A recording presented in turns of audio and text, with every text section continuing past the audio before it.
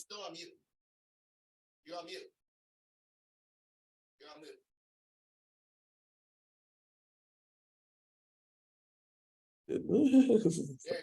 Yeah, sorry. Okay, let me get. So my name is Paul Davis. As Phil said, have worked for the local government for over a decade. And in my time working for local government, I really felt like some of the information that we were handling and dealing with in the community was not being put out to the community. And so I felt like it was important for me to put that information out for people and to engage and interact with people about what the local government does and how you can be involved and how you can advocate for yourself and your community in local government. We are in Fairfax County, which is probably in the top 1% of local governments in the country. And because of that, we have a lot of opportunities that other communities don't have, and a lot of services and a lot of opportunities to help other people in our community in an equitable manner that other communities don't have. And so this is really important to understand kind of what the plan is for the community and what we're going forward with. So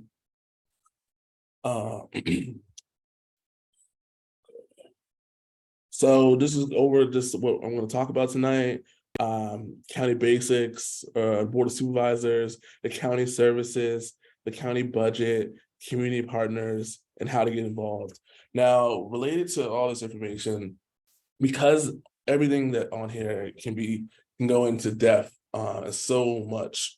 I could do a session on each one of these subjects by itself primarily, but so I'm just going to be glancing over some of these topics. If you have a question or an in-depth inquiry about one of these particular subjects or some matter that I might cover over lightly, please feel free to put it in the chat. We can circle back around, or I can help navigate you into find more information so you can do some searches on yourself. So moving forward, county basics, and I tried to, some of these slides were the title breaking up. I tried to show some facilities in Fairfax County. So this background slide right here is actually from our public safety communication center, and so this is the office that fields all your 911 calls. They actually control traffic lights here with the Virginia Department of Transportation, and also is the headquarters of the Virginia State Police in this particular area. And all these different operations are happening simultaneously in this one building off of West Ox Road in Fairfax County. And some of the awesome, cool initiatives too are coming out of this building and this synergy that we're having. One of the programs, and we'll talk about this a little bit later, is having mental health first responders being involved with going out with public safety calls, which is something that's new in terms of policy wise, but not always dealing with mental health calls with a police officer, but also having crisis intervention staff available as well. And the way we can do that is using centers like this, where it has this combined synergy to make sure that all the different agencies are involved in that decision when a call is made to this community, to the call center. So just wanted to give an example of what we're talking about. So and so Paul, I got a quick question. I put it in the chat as it goes back to the monitoring lights and stuff. And so I'm gonna be very personal. A lot of these stories and things I'm gonna share. I live on Pope's Head Road, and it's probably one of the worst traffic lights. It's really slow. How do you file a complaint about either the light being out or just being a terrible road? How do you? Because I saw that call center. How do you file a complaint? Yeah, so the way you would file a complaint in terms of a slow traffic light is best off to contact your local board of supervisors, which I'm about to get into right now, your local board of supervisor office, as well as the Virginia Department of Transportation.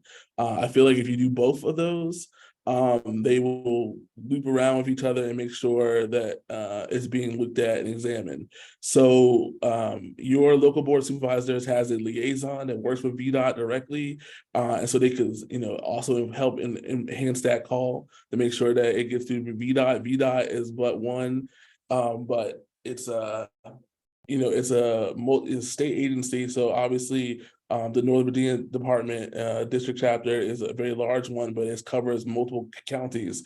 So sometimes you need your extra help, and that's what the supervisor's office is for, is to provide extra oomph on those calls sometimes, especially when you're dealing with state agencies. So to circle back again, is you can send a complaint via the VDOT website, and I also would follow up with your also local supervisor, just let them know this is happening as well, so they can bring this up in any future meetings they have that occur about that kind of stuff. So going forward on this piece, and can you still see my screen? You still see, all right, what's this way? This is a map of Fairfax County. There is one reason I use this map, and it has one flaw in it. So the flaw is we recently renamed the district lead to Franconia.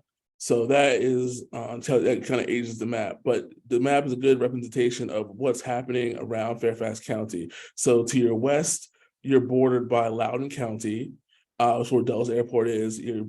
And to your north and to your east, you have the city of Alexandria and Arlington County. To your south, you're bordered by Prince William County, and we're kind of surrounded. And then on the north side, as well as kind of the east side, is the Potomac River serves as a boundary. And the thing about the Potomac River is interesting is that's actually Maryland territory. But we also have a Fairfax County Police Department boating division that operates out of Mount Vernon that helps with some of the river patrols and enforcements and things like that. So within Fairfax County, obviously there's multiple different localities, right? And most people know, that they live in, let's say, Herndon, or they know they live in Centerville or Annandale or Burke. But really you're part of a larger group of a larger voting entity called a magisterial district, right? And so a magisterial district is something that we use in Virginia to denote this kind of civil unit that enables us to choose representatives. And basically a magisterial district is a combination of different precincts, and precincts are basically where your polling location is. So wherever you go to vote, that can tell you a lot about the area you live in. If you never used these terms before, whether it's Springfield, Sully, Providence, Braddock, Mason, Hunter Mill, your precinct actually has, because of the number of your precinct, it actually has a code that's oriented to show you what actual district you're part of. So to give you an example, all of the Hunter Mill precincts are coded in the 200s. So if I see a 2 something like that, that just automatically tells you that is in the Hunter Mill district, and every district has their own particular code. So that's just a little fact right there. In Fairfax County, we also have 3 towns. So that's the town of Herndon, the town of Vienna, and the town of Clifton. Those 3 towns have independent services. The people who live in those towns pay an additional tax for those services. And then we also have the independent city of Fairfax. In Virginia, cities and counties actually have different powers related to how they're operated and how they function. So while the city of Fairfax is surrounded by Fairfax County, the city of Fairfax has its own power, has its own, obviously it has mayor and a city council, but in terms of the destiny and what they want to do as a city, they actually have just as much power over that as the Board of Supervisors does. Now, obviously, we work together in Northern Virginia. That's one of the big things that we do, is we work together on regional things, and so they're definitely partners in this. But the cities and county relationship is a really important relationship in Fairfax County and also in the Commonwealth of Virginia. And I'm going to get into why that's important in a little bit. But this covers other basics about what Fairfax County is. And so I mentioned all the different magisterial district names.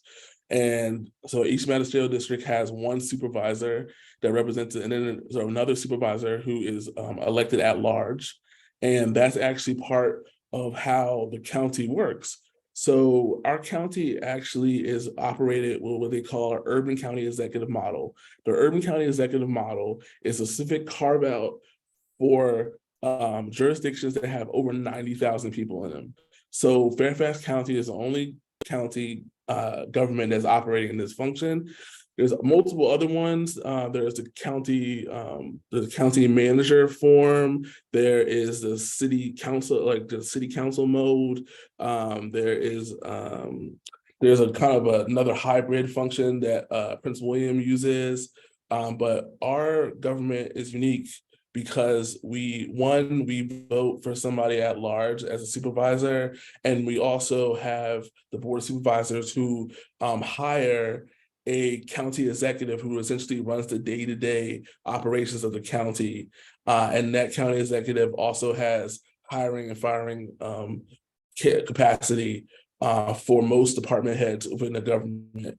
So a lot of those personnel decisions don't go to the board of supervisors, they go through the county executive's office. Now, the board of supervisors do have hiring and firing power over a couple of key positions: the fire chief, the police chief, the county attorney, and the county executive, among other things. If there's other situations where the board of supervisors would be advising some kind of personnel moves, but essentially the ones that I mentioned are some of the offices that they have direct firing and hiring power over.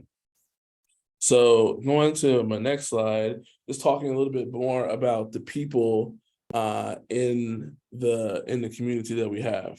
So as of the 2021 estimate from what we got based off of a little bit after the census, we have about 1.1 million people here in the community, and that fluctuates ever so often. It can go higher or lower. Right now, the trends are showing that people are moving out of Fairfax County, but we also have enough people coming in through jobs and things of that nature, but not necessarily being born. So our overall population is kind of staying relatively steady, but there is a noticeable movement outside of Fairfax County, and there's a couple different reasons why that occurs. When we look at the racial breakup of Fairfax County, the largest minority in Fairfax County is the Asian population. Was broken up among the different groups, and it was almost 20% of the population. Second to that is the Latino Hispanic, and the third is the Black, and then there's 4.5 is about 2 or more, and that probably will continue to grow in the future. In terms of populous districts and that whole situation, the area around Merrifield, the area around that serves as Tyson's Corner, that area is the most populous, with about over 130,000 of our residents living in that particular area. And then going into just some other facts about our people in Fairfax County, obviously, we have a very highly educated electorate, with about over 60% of our male and female population have at least a college BA or BS. And then when you break down either some college, that's another about 20% of people in the county that have some form of higher education. Which goes along the line with our, we have in the Fairfax County public school system, we have about a 95% graduation rate. So those, having a student in the county system really does lead you to some better outcomes. In addition to that, the median age in Fairfax County is actually around 38. 20% of the people in Fairfax County are under the age of 20. A little bit, about 15% or so are over the age of 60 or 65. So kind of just giving you a breakdown, there actually is obviously a growing, I wouldn't say call it silver tsunami in a sense, but there are some indications of the graying of our community. But then also some individuals are choosing to move out once they don't have any children in the system again. And in terms of children in the system, that only represents about 23% between 20 and 25% at any given time of the amount of people who have children in the actual school system. So that's a big deal when we talk about a little bit later in terms of how much we provide funding for the students in our school system and how that works out in the budget. To know that amount of students amount of parents are impacted by those taxes, but versus people who don't have any connection to the school system. But the school system is very important in Fairfax County. So the Dillon rule is a really big part of Fairfax County and where we make decisions and how local government works, especially in the Commonwealth of Virginia. So basically, the Dillon rule is a doctrine that was set up by a Illinois. I might not say that Illinois, right? But check my notes. But it was set up by a Supreme Court, I believe maybe it was Iowa, Supreme Court justice, in terms that basically said that local governments don't inherently have any powers of their own. So local governments by themselves can't inherently do anything by themselves. They must get permission essentially from the legislature in order to do anything. And so the Dillon rule basically, and then in 1907, that kind of thinking was supported by the Supreme Court. And so what that means is basically these three rules that are broken down here, but it kind of goes into so much more. So basically anything that the county wants to do, unless the state government has already a state legislature has already approved it, then they have to go to the General Assembly to get some sort of permission. There are some things that are like land use and taxation to a certain degree that are kind of understood as powers of the local government. And so there's not necessarily that permission that needs to be taken, but if there wants, say, let's do the meals tax or some type of other new form of revenue, that would have to be approved by the General Assembly, and then the county government would be able to do that. So what happens is, though, is it hampers, well, at least in the past, it has hampered Fairfax County a lot of times because obviously we are one community that's very innovative and very forward thinking. And we are, we're definitely a leader in Northern Virginia. And I think you would say that all the other counties in Northern Virginia are similarly in the same kind of boat. But when you look at who we are and what we represent in terms of this full scope of the General Assembly, we're actually a minority, right? There's more people from Hampton Roads and Southwest Virginia and Richmond than there are from North Virginia. And so that translates into them possibly not always understanding some of the plights that we have here in Northern Virginia in terms of the things we want to do with our funding, the things we want to do in terms of programs. And so a lot of times we're having to persuade them, or we're having to work with them for them to understand kind of what the needs are for our community. And so where this kind of comes out a lot of times, or one example I think we all can understand is traffic, right? It might take you 30 minutes to move 3 or 4 miles, right? But somebody who lives in rural Virginia, they don't understand that. They can go anywhere they want to within 10 minutes, and they don't have that same traffic concerns. So when we need more money for transportation, and we need a lot of money, obviously, to help fund for our transit services or the metro rail, things like that, they sometimes don't fully understand why we need the money. They don't understand that. And so they say, well, maybe we should, maybe we shouldn't give you that money. Maybe we should do this money for something else. And we're saying to them that it's a quality of life issue here. It's an economic development issue here. So that's kind of this whole sparring piece. But in terms of the Dillon rule, what happens is basically Fairfax County can't outright decide that they want to change some kind of policy without having explicit permission from the General Assembly. So let's say one good example is Uber. When Uber first came onto the scene, technically that was not legal until the General Assembly made it legal. And so the localities had to work with Uber and the state government to kind of framework what this was going to look like in the community. Even though Uber was an innovation of technology and transportation, and it was working in multiple other cities, in Virginia, the legal way, the way you're supposed to go through it is actually having the General Assembly approve it, and then the localities can adopt what they approved. And so you can see how this can hinder a county the size of Fairfax County, in which we're trying to be leaders and be out front, but we're having to go to the General Assembly. But I tell you, the General Assembly is also part-time. So you have literally one shot every year between essentially February and March to get any new laws or any new type of initiatives started and get through the system and things like that. And I'll talk a little bit more about that when we get to the General Assembly piece of it. But so compare that to DC, and DC has a number of different unique parts of it. But the part that I want to draw to DC is what we call home rule, right? And home rule is basically the idea that the locale or the city has the power to do what it wants to do. So if DC decides that they want to paint their streets green tomorrow, as long as the mayor and the city council vote on it and it's approved by them, they can go ahead and do that. Now, if Fairfax County wanted to do something like that, then they would have to go through a number of different procedures to get that done.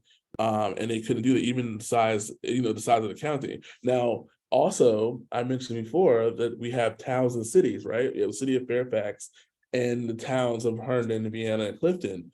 Now, in this sense, the towns actually have a little bit more flexibility than the county does. The towns actually, for the most part, can operate almost on a home rule type of basis, in which they're able to approve certain things and do certain things that the county doesn't. So the last example I'll give in this, and I'll move on to the next slide, is a couple of years back, the county was trying to get a meals tax approved.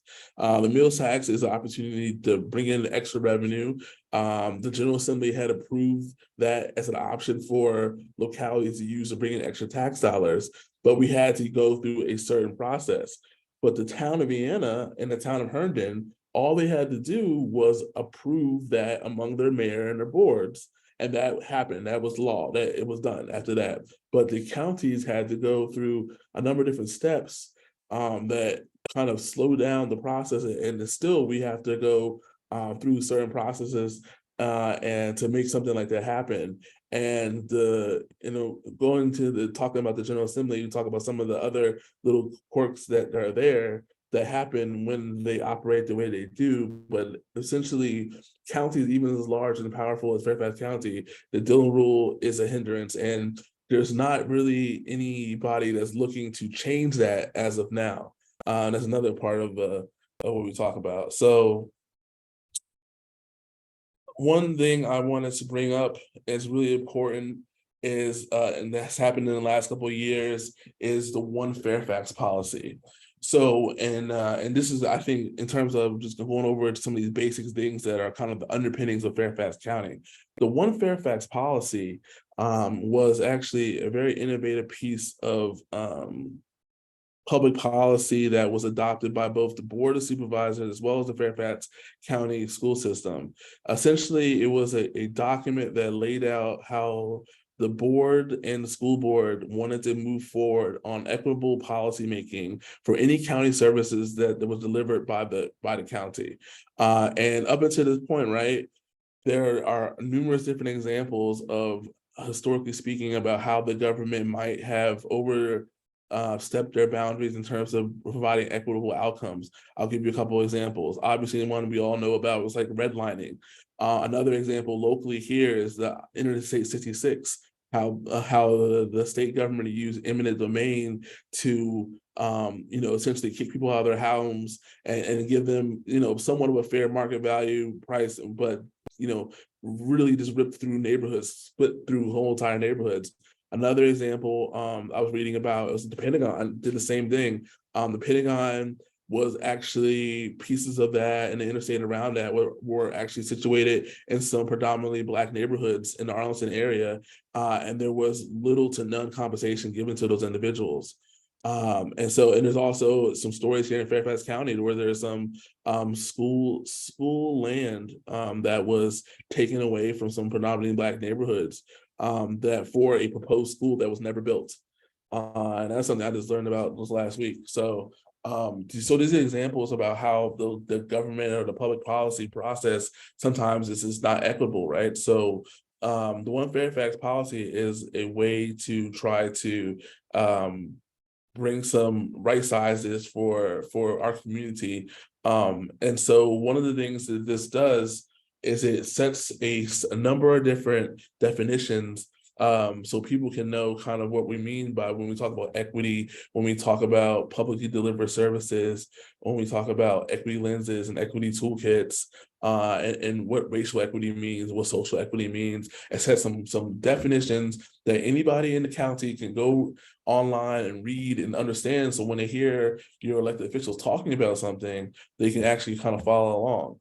The second part of it is basically the document itself essentially is a signed promise that there are a set number of different policy goals that the board is going to go after. And when they go after it, they're going to make sure they're looking at it from an equitable manner. So it's talking about a lot of the big ones that we deal with on a day-to-day basis have to do with like land uses and land uses, developing land commercially or residentially. They'll also talk about transportation. We're looking at where roads go, where they don't go, where the sidewalks go, where they don't go, where the bus lines go. We're talking about delivering health services to certain communities. We're also talking about the criminal justice system in the county and making sure that it is fair for everybody who's involved in the process. And so those are the type of things that it was kind of a declaration by the board and the county supervisors and the school board to say, hey, we recognize that there's some things that have happened in the past that necessarily weren't the best, and we're trying to figure out a way to deliver these services in a more equitable manner going forward.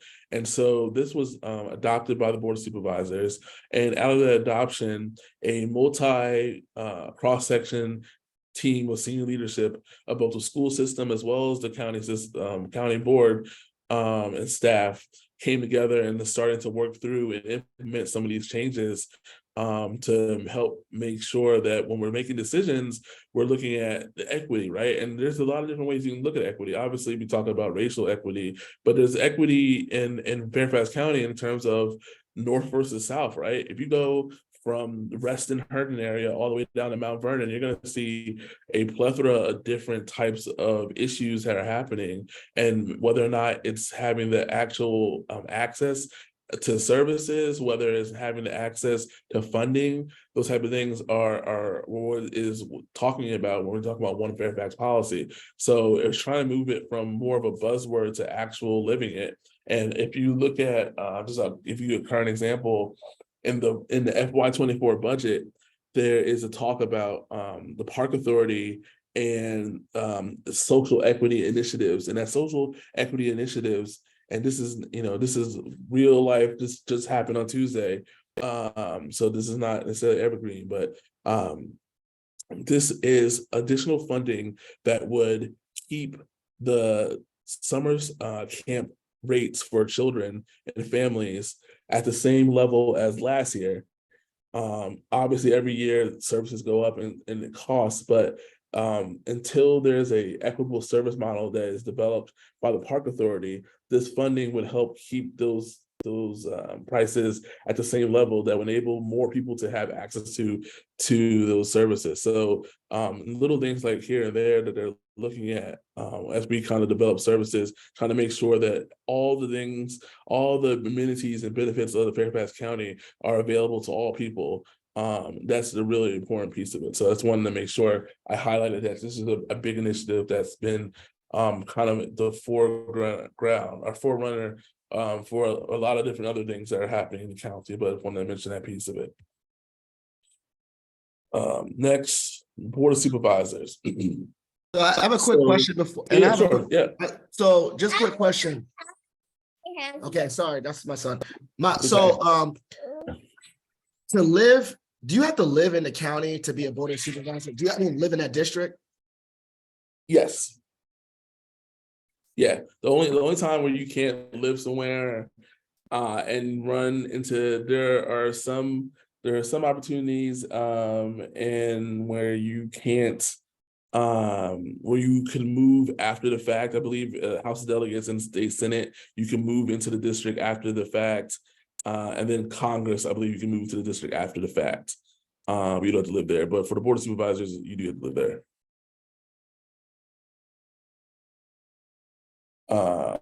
So this is the Board of Supervisors. This is the current Board of Supervisors. Every one of these people term is up this year. This is the last year. This is the election year. This is the big election year for local government. This is part of the reason that I talked to Phil about getting and wanted to do this. Because this is a big state and local election year. So these are individuals. This is actually a new board that was just voted in 2019. Our boards are usually voted on off years, so they're not in line with the presidential terms, and the federal ones are kind of the year off, and that's something that Virginia does. One thing about Virginia, we have elections every year. So honestly, if you can count your clock, set your clock to it. In November, there will be an election, and if you're lucky, there'll be more than that. So each of these individuals represents a district of between and we just did the redistricting for the census in 2021, and so there was the districts were redrawn to be between 125,000 people and 130,000 people. That was the delta that they were allowed to do via the state law and federal guidance. And so their districts represent about that many people. So each one of these districts that they represent is that many people.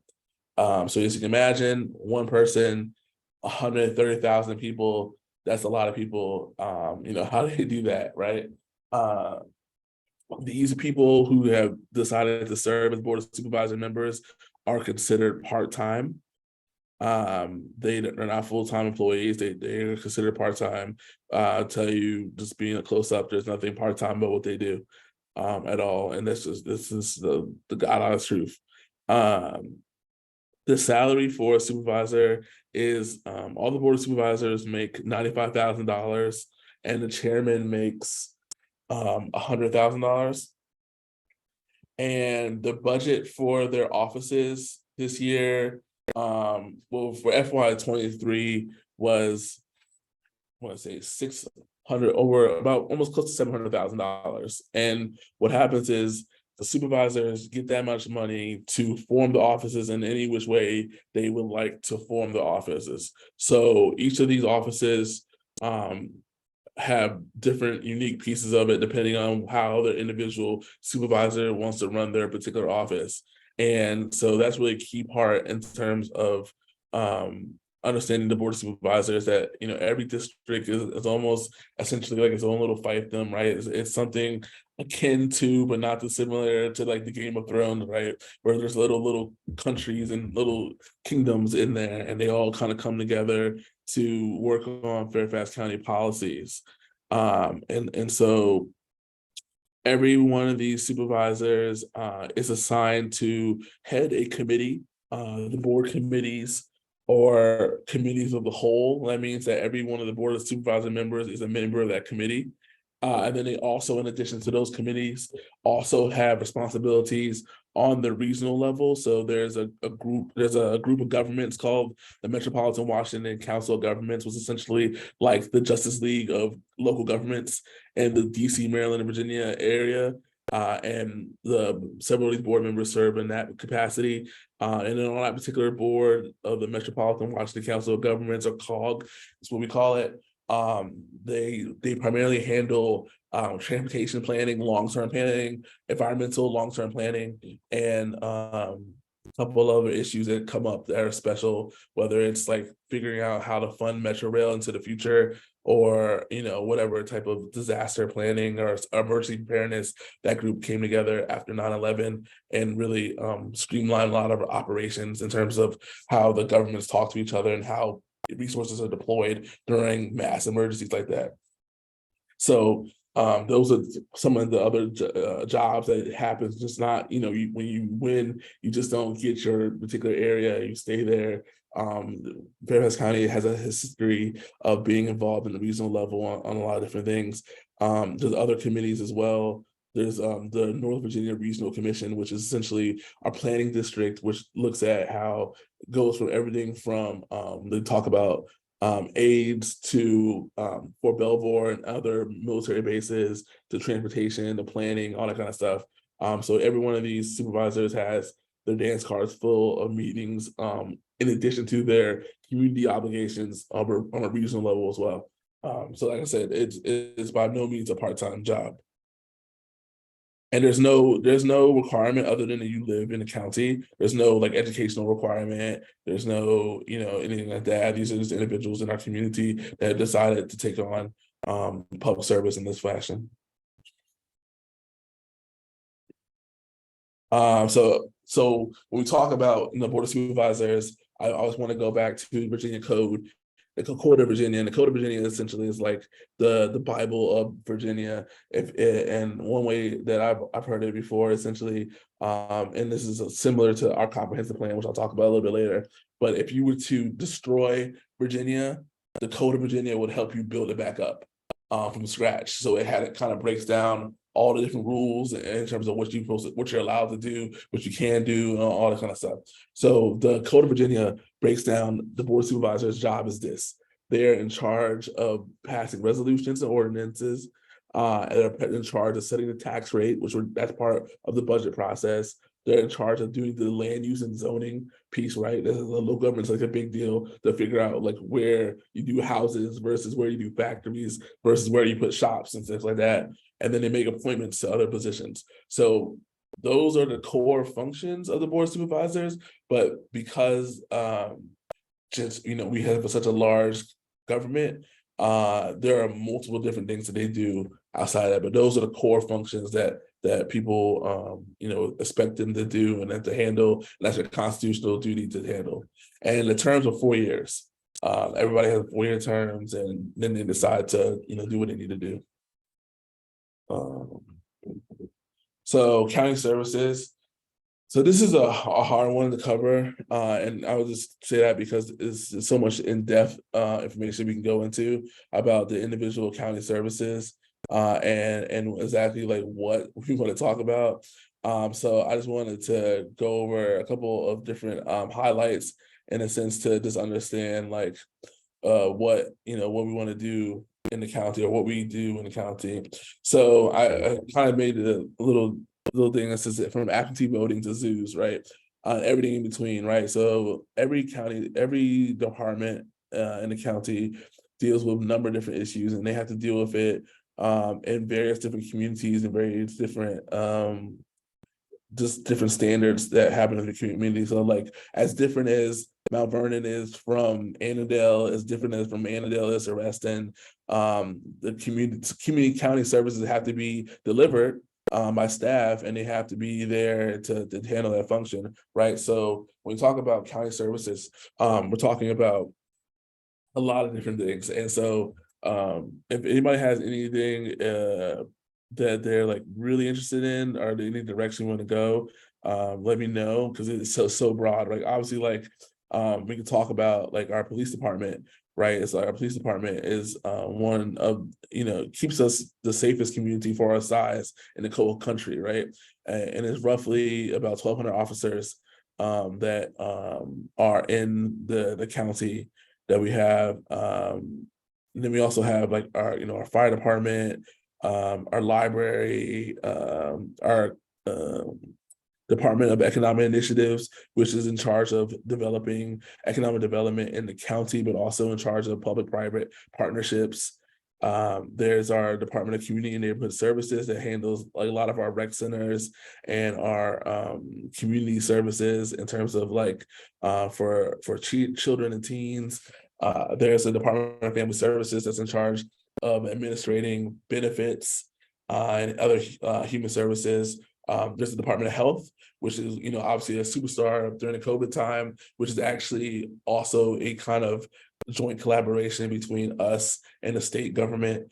There's just so many different things we go to. I honestly could do a whole different, whole another webinar, all different kind of services and getting in depth.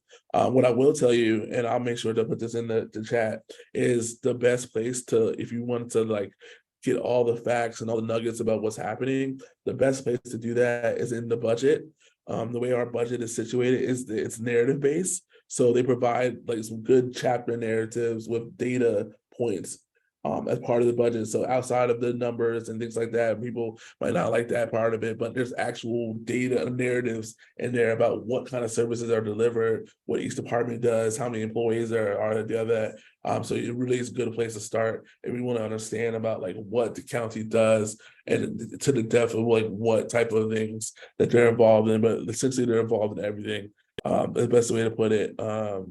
They're and obviously there are things that happen that are that come up unnoticed, like the opioid crisis, right? And the opioid crisis is a big deal here in Fairfax County.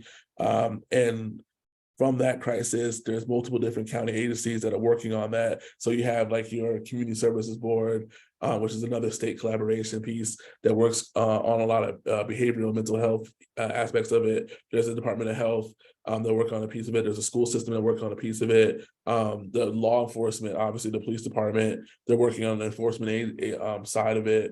Board of Supervisors offices are helping to direct resources and things like that. So like I said, there's multiple different cross-jurisdictional and cross kind of department issues that come up that have the ability to be worked on by multiple county departments. As I mentioned before, the county Board of Supervisors hires a county executive. The county executive is like the CEO of the local county government. And so he's in charge of structuring the government in which way he wants to find it efficient. And so actually that goes to my next slide. Here's an org chart, and it's a little small, so I'll try to if you see my I'll try to walk through it, and I can also send a copy out to people. But at the top of it is residents, right? So residents at the top of it. The next level underneath residents are the people who are elected, right? So in Fairfax County, you can vote on the Fairfax School Board, and I'm going left to right. Fairfax County School Board, Office of the Sheriff, the Board of Supervisors, the Clerk of the Court, and the Office of the Commonwealth Attorney. And then underneath there are multiple different little agencies that kind of work underneath the Board of Supervisors directly. These are individuals, as I mentioned before, that are either they report directly to the Board of Supervisors, or they have hiring and firing power over. So like the Office of the County Attorney. So if you look at the center, and the center of the county is the county executive right here. And so the way that the government is broken down is the county executive has 5 different deputy county executives that have portfolio areas of their own. So one county executive is in charge of all the public safety departments. So that's the police department, the fire department, the Department of Emergency Management, which is like our Homeland Security piece. Piece of it. And then there's also the Department of Public Safety Communications, those are the individuals that are in charge of our 911 system and making sure the emergency radio system works. Then we have another deputy county executive who's in charge of, like, say, all the human services related items. So these are the departments like the health department, the CSB, the Community Service Board, the Department of Family Services, the juvenile, domestic court piece of it, the library. Then we have another deputy county executive who actually serves also as our chief financial officer, who's in charge of our budget and management division, all of our procurement pieces, tax administration, those type of services that have the financial basis in it. Then there's another deputy county executive who's in charge of like our land use and transportation pieces. So the land development, public works, all those type of things are underneath that one person. And then the last one is it kind of has a catch-all for internal county services like facility management, vehicle services, public affairs, things of that nature. Our IT department, which is amazing. So that's kind of basically it. It's set up to have, there's the big boss, the county executive, and then he has these other deputy county executives that kind of help filter information up to the Board of Supervisors. and also serve as a contact for each individual departments. And so there are over 13,000 full-time employees, and then you think you add in a couple more thousand part-time employees, and so Fairfax County is one of the largest employers in Fairfax County. It's not the largest, I believe it's between Fairfax County Public Schools is the largest employer in Fairfax County. But as you can mention, like there's a lot of different people that are working through the county and working on your behalf. So going to the school system. So the school system, again, is another one of those areas that I can talk about in its own individual thing, but just want to give you an overview of it. And points that I think are important. Over 180,000 students are in the Fairfax County school system. You independently elect the school board, and the school board controls the operations and the curriculum and the finance of the school system. That's the big point, right? So when you have an issue with what the teachers are teaching or what you're having in a school system, your board supervisor member, while a sympathetic ear, isn't the individual you want to direct that to. You want to direct that to the school system, who has their own system set up of superintendents and their own school board members and things of that nature. Now, where the connection between the school board and the county board supervisor is in this next point. There is an agreement, roughly, that's the way it works in Virginia, that the county government will help fund the education of the school system. And because of that, the county provides a little over 50% funding directly to Fairfax County schools for their funds. Now, that's not the only place that Fairfax County gets its funds for the school system. Obviously, there's pass downs from the federal government and the state government as well, but primarily the number of those resources that provide revenue has been shrinking, and the county government has been picking up more of the tab over the late years. So what that translates for, and then like I said, the budget that got released, so these numbers are fresh from that budget for this particular year. $2.64 billion will be transferred to the school system to help fund their operations. And this is money that let's say it's not conditional, in a sense that there are joint ideas about what the school system should be doing, and there's ways for the county government and the school board to work together to kind of develop what they want, the kind of outcomes they want to see. But once that money is transferred to the school system decides how they want to do the money. So where this comes down to conflict sometimes, right, is what if there's a budget year and the school board decides to provide raises for teachers, but the county board decides not to give raises to county employees? This has happened in the past. And so those are the kind of conundrums that you find where you have, but again, this independent school board is they decide what is best for their school system.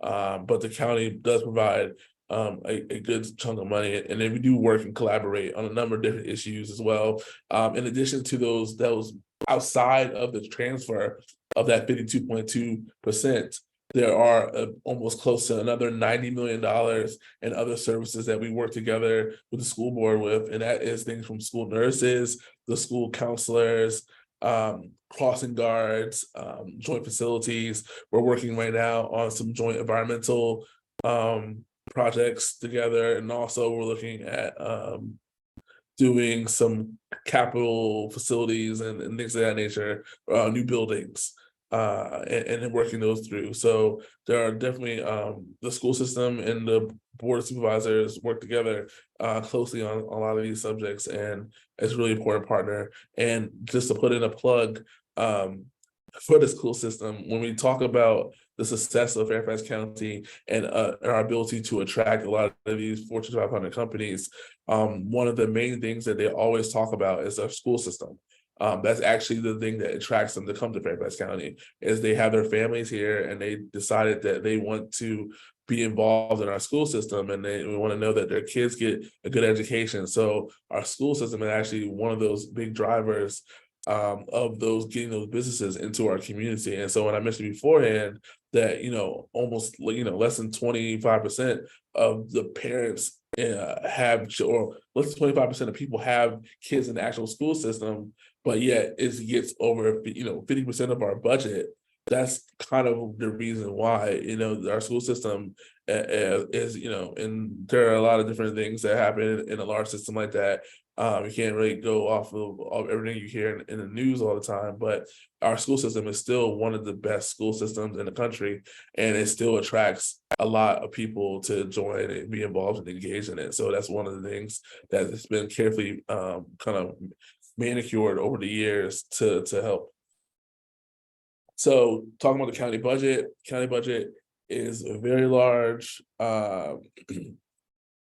But this is what people always want to talk about. And so I was able to kind of pull this together, are able to find this particular slide. It's a really important slide, I think, too, for people to see. So it's always every year we break down where it comes from, right? And so it's really important to understand where the money comes from. And so primarily, most of the money comes from real estate taxes. So that's real estate taxes that you would pay if you own a house. There's also real estate taxes you would pay if you own a commercial property. That's where primarily most of the money comes from. The second largest place where money comes from is your personal property taxes. So that's your car, that's your boats, that's your RV, the things like that. Those is another place. Then there's some other taxes coming in from the B poll tax, which is like your business tax, is another large one. Is also your sales tax. And the sales tax is interesting because it has to go down to Richmond and come back to us. But what's not on here, a lot of times people will look at towards the bottom of it, what's not on here is the fines and forfeitures, right? Like the tickets. We're not making a whole lot of money off of police tickets. We're not funding our government off police tickets. Some locales have used that as a strong revenue stream, but that's not something we do in Fairfax County. This is kind of just a breakdown of where the money is coming from that helps fund the government. And this is the latest one from FY24. Again, so I said, if you see this video, down the line, things might have changed a little bit, but this is for the FY24 that just got released on Tuesday. So this is where it comes from, but where does it go? So that's the next slide. Where does it go? So as I mentioned before, majority of it goes to the school system. Look at other things we're paying for. Public safety is a big one. The police, the fire, the sheriff, that's 12% right there. Our parks and library get 1.3. When we talk about the Park Authority is kind of working on an enterprise model. So they are using fees. They get some general fund dollars, but they also use a lot of fees to cover a lot of their operations of their business. And so that's kind of how they operate. Look at, in terms of money we're spending on transportation, community development, housing is a big one. But we see how we're spending this fund, sometimes some of these areas seem like they get an oversized amount of attention, but they're not a lot of budget dollars going towards those. So we're in budget season right now, as I mentioned. So I just want to cover some highlights for you guys in terms of what is happening, and this happens every year. But this is what's happening particularly now. So on Tuesday, the bottom, right here on the advertised budget was released, and so the advertised budget essentially is a county executive who's hired by the Board of Supervisors, provides his idea about what the budget should be for this upcoming year. And it's his idea about what the budget should be for this coming year. It's his draft of it. It's his concepts. This is all him and his advice that he gets from the other senior leadership and the other deputy department heads about what the budget should be. They deliver this budget to the Board of Supervisors during their budget meeting, and they give it to them. So the Board of Supervisors takes that budget and has the opportunity to listen to the presentation provided by the county executive and read the budget. They have 2 weeks by law to figure out whether or not essentially that they agree that the tax rate that was provided by the county executive was the right size to fund government operations, or that it should be something different. So they get about 2 weeks to decide that. And so after that 2-week period, at that following meeting, they decide they have to advertise a tax rate. Now, the advertisement of tax rate is a really important piece because it advertises. It's kind of a very significant economic indicator in terms of what the county is going to do on a lot of different issues. And when we're talking about tax rate, we're talking about the real estate tax rate, right? And we go back to the previous slides. That's where most of our funding comes from, is the real estate tax rate. So setting that tax rate is really important piece of it. It now it sets the personal property tax rate. It also sets a long list of other tax rates that the county has to do. And so all this information is provided for the public ahead of time before the adoption of the budget to see, okay, this is what the Board of Supervisors are thinking about doing in terms of financial policy in the county. This is the part where once that decision is made on the number on the tax rate, the board can go lower than that, but they can't go higher than that. So once they decide to set the tax rate, that becomes the ceiling. And so it can never go higher than that, but it can go lower than that. So once that ceiling is set, then we move into the next phase of the budget, and that's the budget public hearings. As I mentioned before, each individual supervisor kind of has their own little kingdom or neighborhood, for better terms. And so they hold these meetings they're gonna hold budget public meetings where you're, as a member of the Fairfax County community, allowed to go in and talk to the supervisor about what you think about the budget, what you think about what the programming is going on. You can talk directly to the county staff to help author the budget and ask questions. You can argue with how much money we're spending on one program versus another. You can say you support this, or you want to put more money towards like affordable housing and things like that. Anything you want to do, you can do at the budget public hearings. And so you get the opportunity to do a budget public hearing with your individual supervisor. You also get an opportunity to do a budget public hearing with all the supervisors. So for 3 days in April, usually like the second week in April, the Board of Supervisors will sit in the County Government Center and they will take budget testimony for almost 3 days, or equivalent about 3 days. And that testimony can be provided via video, it can be provided via phone, or you can show up in person. And so for about 3 days, there will be budget testimony about the budget and the direction the county is going, and whether the budget is too high or too low, or tax rate too high, too low. That's the public hearing.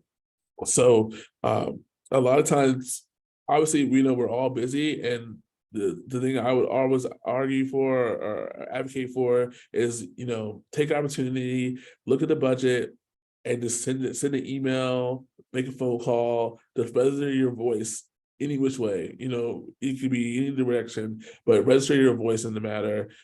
Try to stay up, try to attend one of these meetings, especially the ones that are closer to you in your own neighborhood and community, to understand that, because a lot of times we're just looking to hear from the community about what we want to do going forward. They got to get a sense of where people are at. So it's really important to take opportunities like these budget public hearings to get involved and engage. And maybe you're involved in an interest group, or maybe you're involved in, like a church choir, or, maybe a civic group or things like that. And you might want to just let them know that this is the process is happening, and people who might have time to engage. Because the one thing that doesn't help anybody is if we're providing all this information to people and no one's reading it and taking advantage of those opportunities to kind of look and learn about the budget process. Because it's really a big deal about how we spend our money and how that money is spent, and what services go, and what kind of outcomes we make for our community.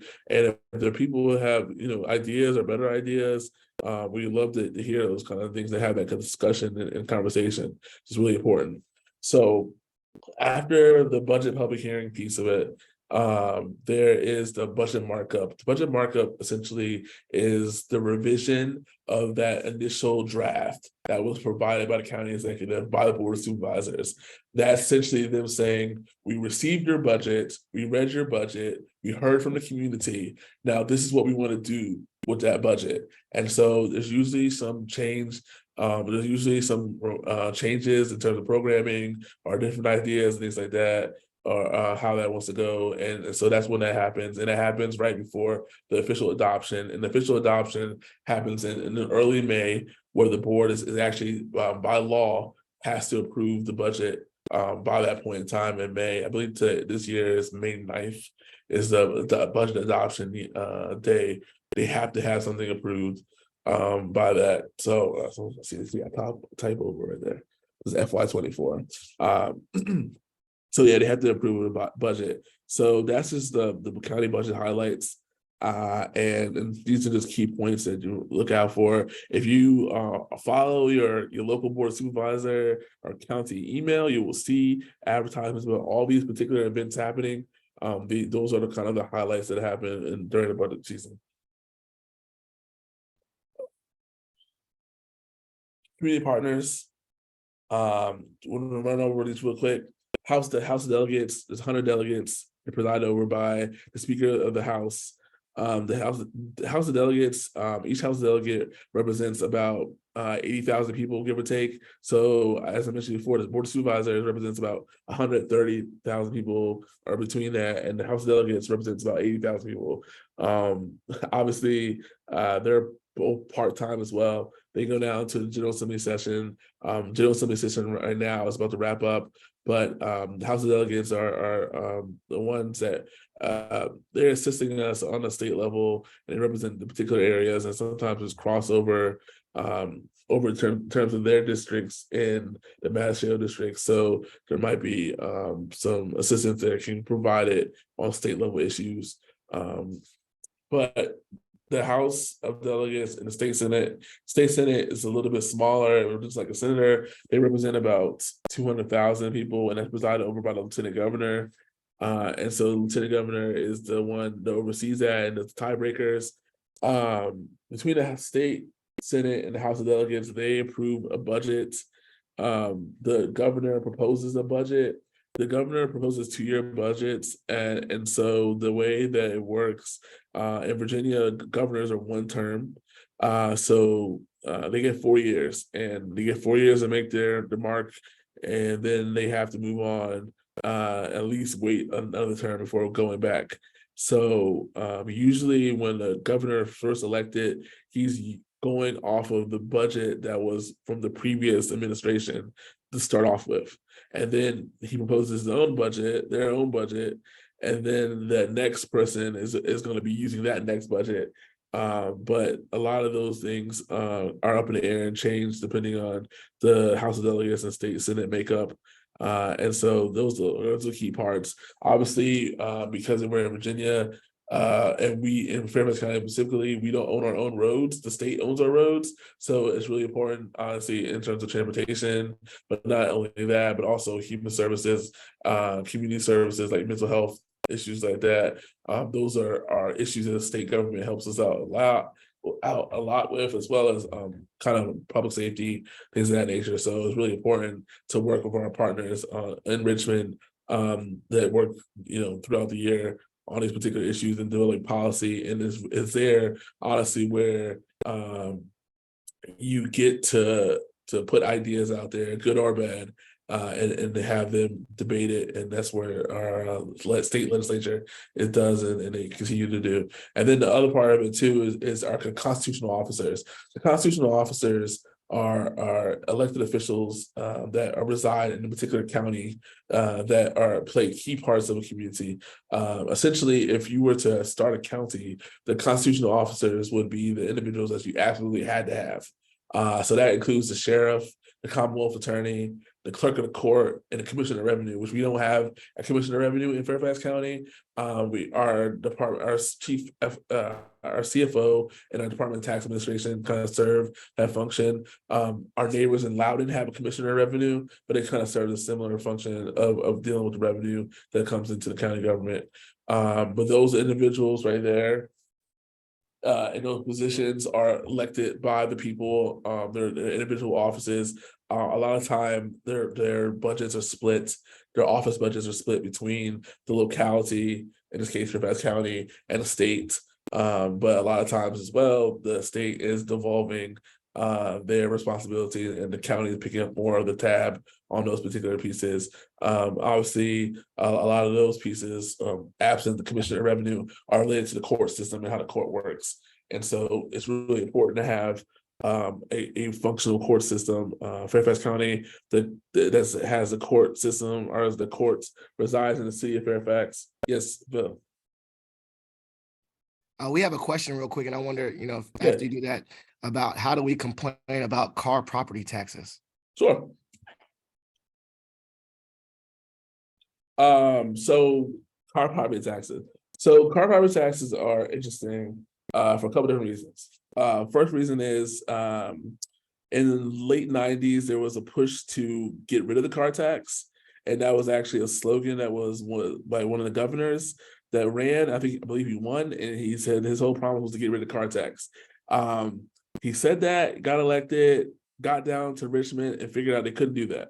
So what they decided to do was to essentially provide a large rebate for the county governments to use that would reduce the car tax. The problem with that is that rebate that we've been using hasn't changed since the late 90s.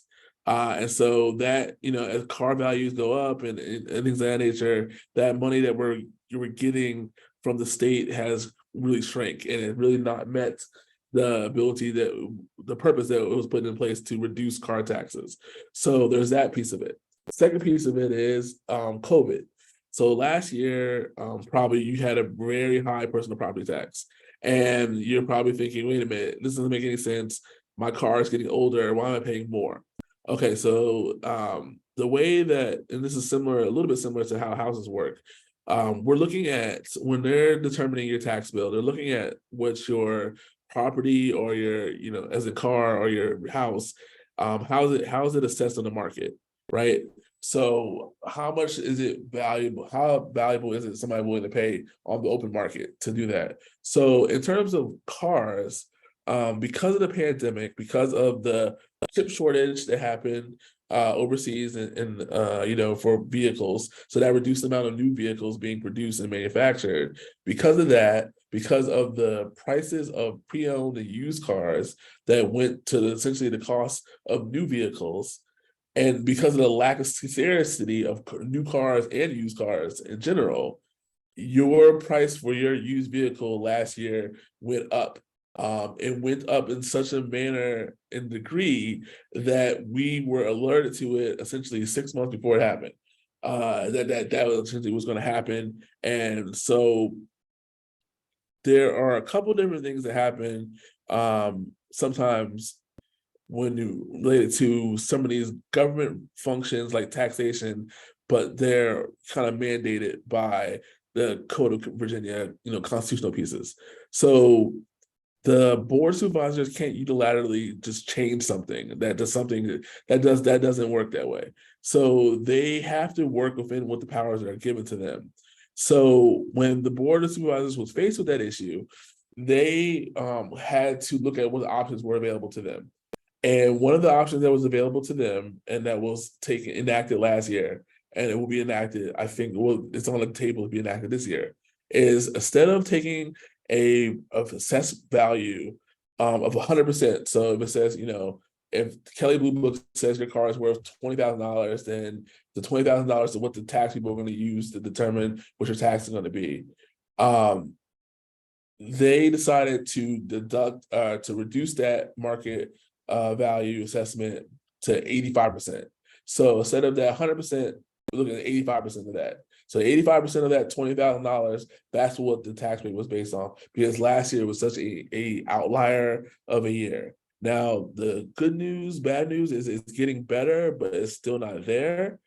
So the taxes personal property taxes probably will be higher. The board of supervisors is looking into that and what they can do.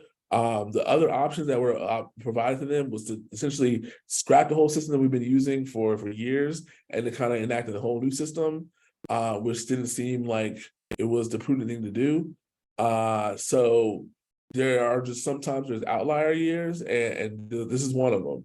The same thing happened in the 2008, 2007 timeframe with real estate, when real estate values tanked and everything was losing value and everything went down. The revenue that the county received was very, very low, and there was a lot of program shutdowns and firings and things of that nature. That's kind of when you have one source of revenue, you are kind of under the control of those type of fluctuations in the market. And that's why the board has always been arguing for other ways of revenue that don't rely on real estate, because real estate taxes, being fully reliant on real estate taxes to the degree we are, is a huge issue, because one, it hurts people who are on fixed incomes. Two, these weird fluctuations that can occur for kind of outside reasons that don't necessarily reflect the actual reality that people are dealing with in the communities. So we're looking for other opportunities to get revenue, right? So another example is we don't do income tax in Fairfax County, right? And other localities use the income tax. If we were able to do income tax, then if you were making a little more, you would pay a little bit more, kind of thing, then that would be a difference. And we wouldn't be solely reliant on your real estate property tax. So there's a whole movement of people that are trying to get the General Assembly to provide us with flexibility in terms of the way we do taxation. But remember, the way we do real estate taxation is the way literally that Thomas Jefferson decided to do it. We're still doing it that same exact way. And so that is kind of antiquated and does not meet where people are today currently. So it's really important if you talk to somebody at General Assembly to make sure that you push the message to diversify the way we do taxation, so we can not be solely reliant on some of these tax forms that we have currently today. Hope I've answered that a little bit. And if you have individual problems with your tax bill, you feel like you're totally off base, there are always appeals process that you can go through. If you go to the fairfaxcounty.gov website, go to the tax place there, you can find out how to appeal your either your real estate property tax assessment or your personal property tax. There are mechanisms for you to appeal it in an official fashion. So there's always that as well. So going about the constitutional officers, serve kind of key parts in the community: sheriff, commonwealth attorney, and kind of thing, clerk of the court. So this is key parts. I'm just gonna run through. So how do you get involved? Just rounding up, a lot of challenges, opportunities involved. Whether it's we need help on all these particular issues, whether it's mental health, transportation planning, criminal justice, affordable housing, environmental policy, kind of still coming back from COVID, new technology, and are making sure that we are early education, are just making sure that our community stays one of the top tier communities. So if you have ideas, if you want to be involved and engaged, there are a lot of different ways you can be involved and engaged. But if one of these issues kind of speaks to you, talk to your local supervisor about how you can be involved and help to provide advice to them on these particular issues. They're looking to you to provide that kind of advice and recommendations for them. So what to do next? So, you've heard me talk about all these different things. Some of the things you can be involved with, right? So you can do, like I mentioned before, board of town hall meetings, those are coming up right now. Programs on leadership Fairfax, our Emerging Leadership Institute, awesome. Citizen Police Department and Citizen Fire Department. These are opportunities to see what a police officer does from the start to the finish, all the different departments the police have. I did this, it's like a 6-week program, it was amazing. You get to kind of meet police officers to kind of get a better understanding about what's happening, what they have to face, go through some of their training facilities, things like that. Really a fun time, good opportunity to meet other people in the community as well. Same with the Citizen Fire Department. You get to see how much equipment they lug on their backs and do all the work and all they have to know in terms of, rescuing people and healthcare and things of that nature. You can volunteer with the Sheriff Department. You can become, you can go through their program. You can work with the Sheriff Department. And that's another thing some people like to get involved with. Attend a land use transportation meeting. I think this is really key. There's always things happening around you in the community. You might overlook it sometimes, but there are always people trying to reach out to you or engage you on some of these issues. If you have some time, stop by a meeting, listen to what they're doing, provide some feedback. Your feedback is very helpful. Sometimes you get, as a professional, you get into a bubble, and sometimes you need to hear some other different perspectives. So that's always helpful. So, next time you see, something coming in or a redevelopment proposal coming through or a new road or maybe a new bus line service, provide some comments and feedback. And a lot of this stuff now has moved online as well. So you can look at it kind of at your own home computer. You can attend virtual meetings. So it's really become a lot more accessible over the time. Sign up for your local newsletter for your elected officials. All your local elected officials are providing newsletters or some type of outreach outward. If you're not finding out what's happening in your community, get plugged in.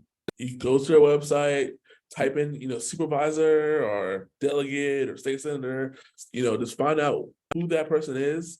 There's a little nifty trick if you go to fairfaxcounty.gov and you go to, in the search bar, you click in my neighborhood.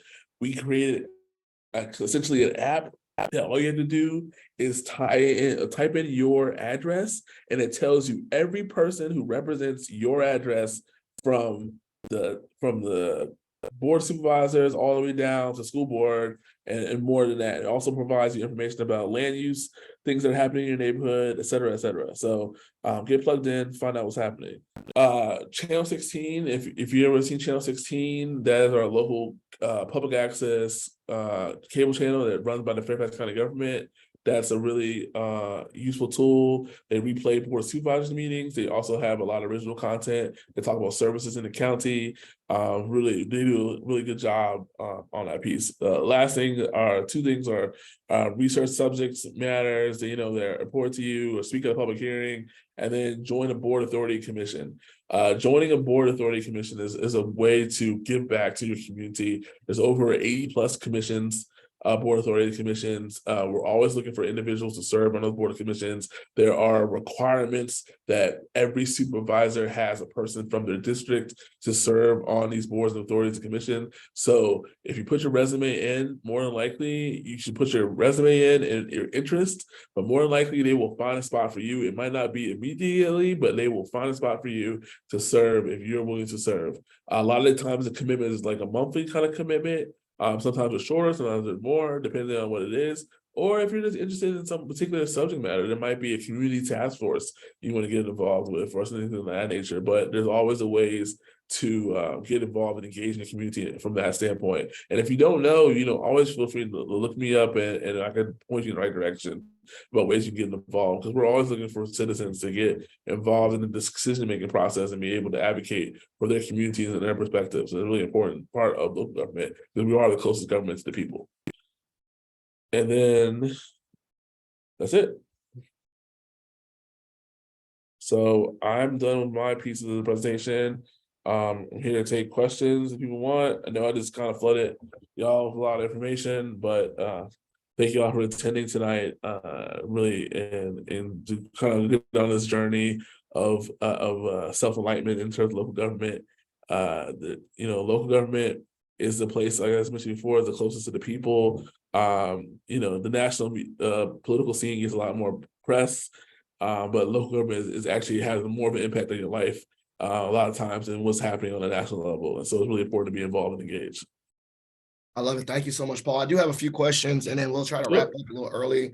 One, how can people follow up with you if they want more information on getting involved? What's the mode that you'd like people to follow up with you? Oh, they can send me an email. I'll put that in the chat. And also maybe say it and then also recite it out loud for those watching it later. Sure. Use my GME one. It's P Davis 27 gmu.edu. Okay, great. That's awesome. So thank you. And then put it in the chat as well. Then one question I have, right? You spoke about, can you repeat the steps about how do you get on those commissions by sending your resume? Where would you go to do that? Sure. So let me stop sharing and I'll start putting stuff in the chat. So you just go to your board of supervisors website. Every one of them has one, and I'll put it in the chat real quick. And you go, you send it to email, and every one of them has a email address that's just like their district at fairfaxcounty.gov. So if nothing else, that will go to their office. But you just say you're interested in wanting to be involved in a board, authority, and commission. You know, you might have a direction in terms of where you want to go with that, whether it's, you know, if you're an environmental person, so you might want to be serve on a tree commission, or you want to do information technology, so you want to be on the IT piece, or maybe it's health and human services. And some of these board commissions actually are looking for professionals in certain industries to serve. Like there's some boards, authorities, commissions that like need an architect or need somebody who's in the field, in the hospital industry or something like that. So just really just say, you know, this is what I want, you know, want to serve. This is what I'm interested in. I'm going to also put I'm going to put the actual board, authority, and commission website on there. They just revamped it to make it a lot more user friendly. And it will tell you, it gives you information about when they meet and also the staff liaison. So you can talk to them independent of your board supervisor, and you can talk to them and say, oh, I really like what you're doing. Can you explain to me kind of how this works? And then you can just let your board supervisor member know that, hey, like I really like to be involved and engaged with this particular you know, board, authority, commission, and you know, can connect that together when there's time available. So I will tell you with boards, authorities, commission, right? There's terms, and the terms don't always align with the board supervisor member that's in office. So there's sometimes there's openings when you know, outside the regular piece of it, but there's generally slots open all over the place. And sometimes when the supervisor is not able to fill a slot for that person, they let another supervisor fill it because they want people to be involved and engaged in this particular form of fashion. So is it, and it's volunteer? I mean, obviously, do you have to interview and just have some requisite or skills, or everyone gets something? It depends. It depends on what the particular boards are. There are some boards and authorities commissions that actually come with stipends. The planning, a planning commission is a board authority commission, and that one is in charge of essentially land use decisions that go to the board of supervisors. So there's a little bit more expertise for that one, but there are some ones that don't have any educational requirements or anything like that.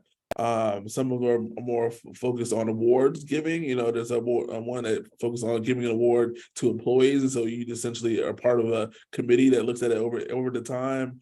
It really just runs the gamut in terms of what type of board, authority, commission it is. But you go to that website, it kind of breaks down all the different ones and what they do, and how you can be involved and engage with that. Excellent. Well, I think it's great. I think we're going to wrap it up. I'm going to hit unrecord. I think it is. We'll share this later. I think, Paul, this has been a great presentation. I learned a lot. I actually saw me taking notes, and I'll definitely follow up with you. But thank you so much. I want to say thank you so much for doing this tonight and giving us all this great information. Thank you.